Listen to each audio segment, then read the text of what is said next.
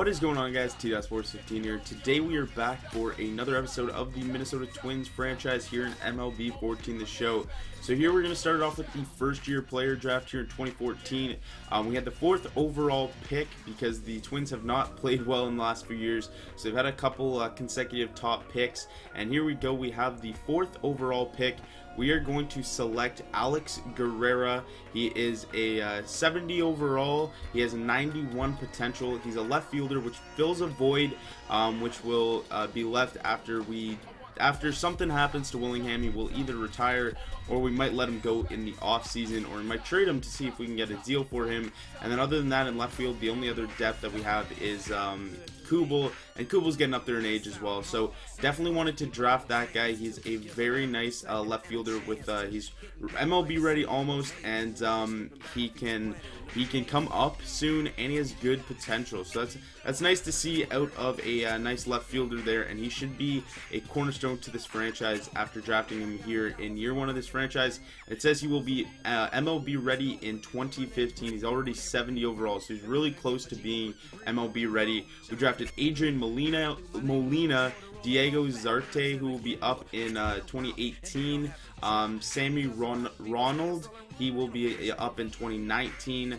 Jesus Lopez, 2024, and then Alfredo Manuel, who has no MLB ETA, and then another guy who we didn't sign, who's 39 overall, I believe. So we're going to be pulling the trigger on a deal with the Royals. It is going to be Kyle Zimmer, Yordano Ventura, and Eric Hosmer for Trevor Plouffe, Joe Mauer, and Ricky Nolasco. This is a franchise-changing move right here. Getting rid of the franchise cornerstone in Joe Mauer, and we're picking up 3 franchise pieces. We're also giving up Plouffe, and we are giving up Nolasco, who will help with the Royals in their playoff push. But it's a huge deal. We are 30 and 32 at this point. Hopefully we can drop down a little bit lower in the standings, because obviously we're not going to make the playoffs this year, and we do want to have a good pick for next year as well, at least like top 10 if we can. And we're not going to be giving away our first round pick by signing any qualifying offers this offseason at least. But you can see our lineup here, new look in the lineup: Buxton, Dozier, Hosmer, and Kubel starting us off.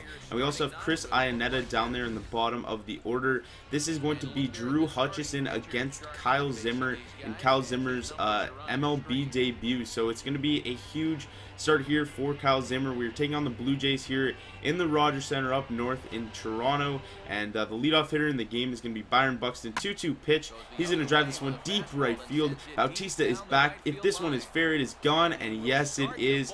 And Buxton leads us off with a poke opposite field homer for him, and that will be another home run for Buxton. I believe that's his 5th home run on the season, and he will trot around the bases after having a nice poke there. Hosmer comes up with 1 out, and first pitch swinging. He gets a pitch up and in. He's going to tee off on that Drew Hutchison up and in changeup, and he will take that one to pretty much the same spot that Buxton hit it out.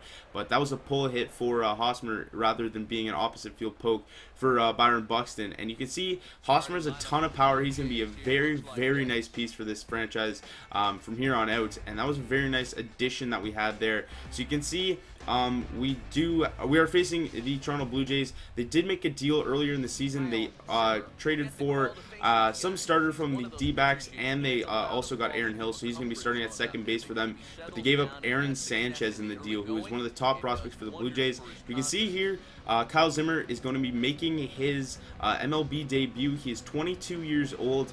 He is 6'4", 220, I believe that said, and hopefully he can have a good start to his MLB career here. But right here you see on a 1-2 pitch, he gets a borderline ball call to Encarnacion, blown call there by the umpire, and the very next pitch, Edwin Encarnacion is going to hit a no-doubter to right center field.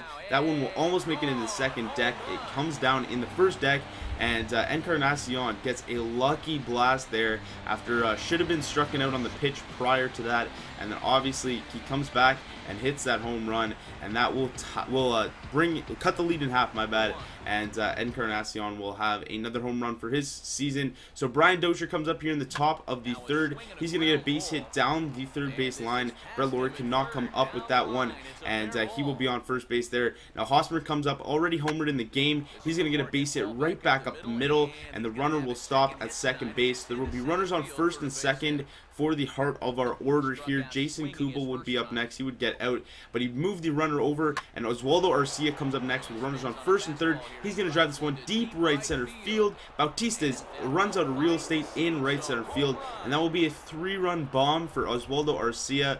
Oswaldo Arcia doesn't have too much potential in this game, but he's a guy that I would love to keep around. He's a good platoon player, maybe in right field with somebody, or he could be a potential starter if he does improve quite a bit. He's only 71 overall, I believe now, but he could potentially get up into the closer to the 80s. But you see here, we're going to drop a bunt down with Eduardo Nunez, who is going to beat it out there, and he's going to be on first base, who is the league leader in stolen bases at this point. So Eduardo Nunez is on first now. He's got great speed. He's going to take off for second here with Chris Iannetta batting, and he's going to swipe second base there on that up and in slider to Chris Iannetta. So Nunez on second base for Iannetta now. 3-2 pitch. Iannetta strikes out, but Nunez swipes third as well. So he has 2 stolen bases, and he gets the bunt single to get on. So he bunts for basically a triple there. And next batter is going to be Danny Santana, who's going to ground out to first base, and that will do it for this inning. So we head to the top of the 4th, 5-1 for the Twins, my bad.